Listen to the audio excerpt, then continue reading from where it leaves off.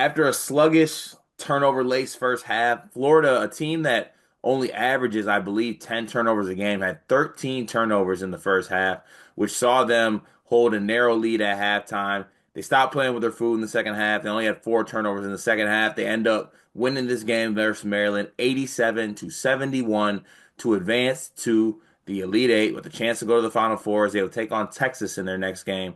A game, a tale of two halves in this game. I guess I would say. A balanced attack though, as you look through, who contributed in this game. Will Richard had 15 points. Walter Clayton had 13. Elijah Martin with 14. Ruben Chalelu 10 points himself.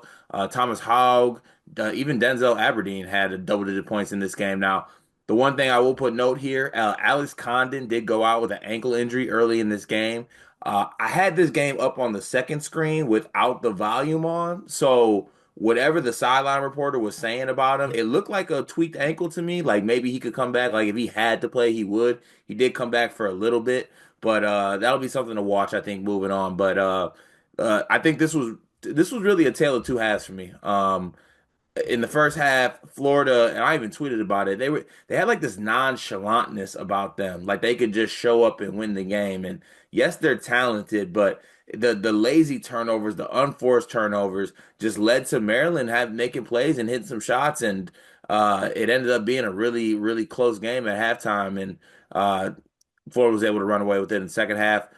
Derek Queen, in what was probably his final college game. He was incredible in this one. 27 points, got to the free throw line 10 times, made all of them. He got the KenPom MVP in this game.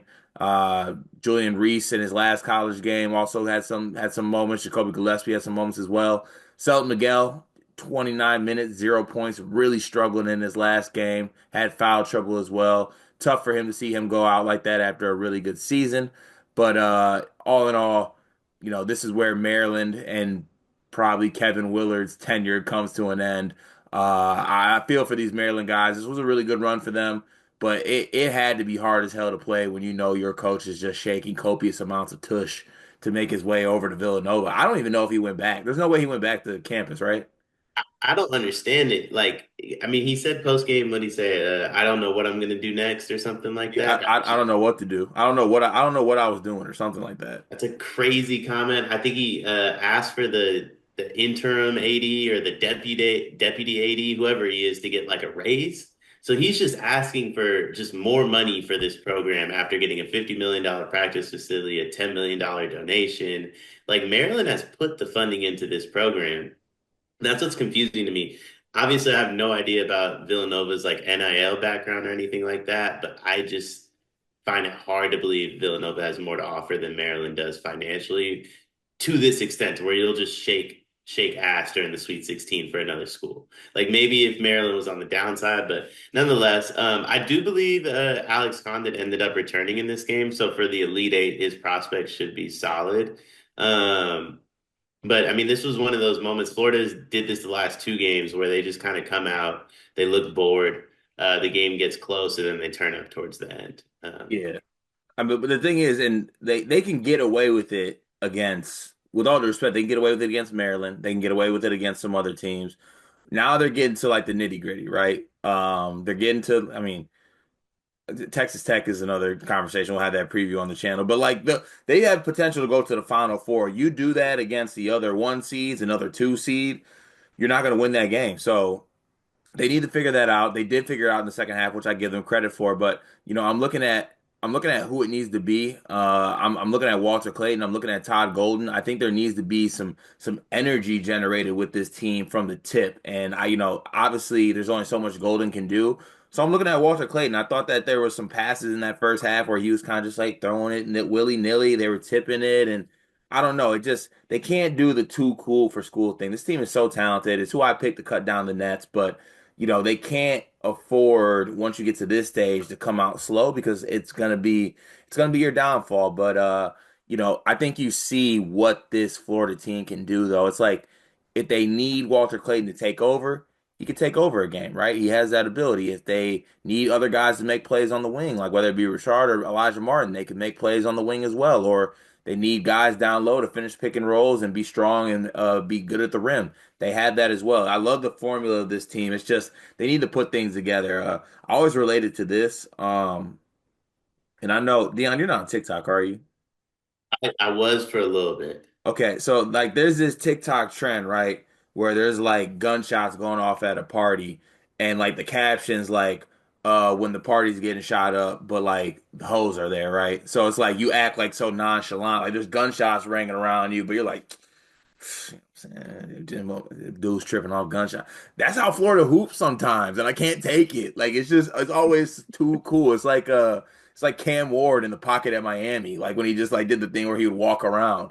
I get it, y'all are talented, but the whole nonchalant thing, I think, is why you turn the ball over so many times in the first half. It doesn't make me feel good about, your prospects of winning it all when y'all should win it all. And I think they have the talent to do it. And now they just have to put it together. On the other hand, for Maryland, best of luck with the reset. I mean, you're losing a lot from this team. You're going to lose your coach. Don't know who the prospects are, but like it's kind of slim pickings out there. We're going to see what it looks like. The thing about Florida is who's going to make them play a full game. Because if you look upcoming, I mean, preview will be up on the channel. I'm not sure Tech can make them play a full game. And then when I look at the other side, I don't think Auburn's playing any better than Florida is. Like, I don't think they're taking the games any more serious than Florida is, right? Michigan State would make them play a full game, but I've said this before. Michigan State has like a 5, 6 minute period where they also just forget how to place the ball in the basket in their own right. And that might allow Florida to be able to mess around too, right? And Michigan also goes through phases where they're a little up and down. So it's kind of like until they get to the national championship, they might be able to get away with this. And I think that's going to be their biggest downfall is how often they're going to be able to get away with it. And then boom, you got Duke. Good luck.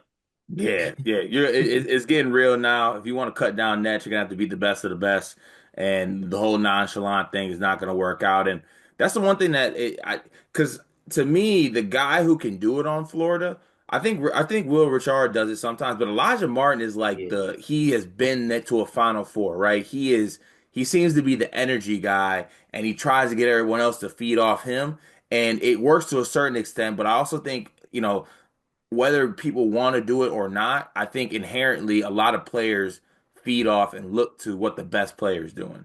And I think from time to time, sometimes Walter Clayton's body language gets a little bit just not bad, but it's just like he's such a cool character that he's not really like, he never looks truly stressed. Even like in the Connecticut game when they were down by a bunch, he's just like doing sidestep 30 footers, didn't even crack a smile. He's just like, I mean, shit, I do this hoop shit.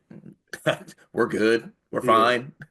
He also makes the big plays that wakes the team up, right? Hmm. Like the missed dunk attempt against UConn. Like if he makes that, they win that game by like 15.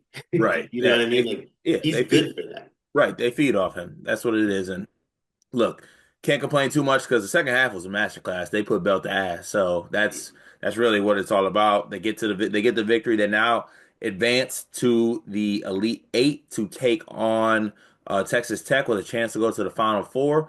We will have that preview up on here on the channel. I want to bid one last farewell to my king, Derek Queen. It's been fun, brother. I enjoyed watching you this season. I got the long sleeve on for this recap in honor of you.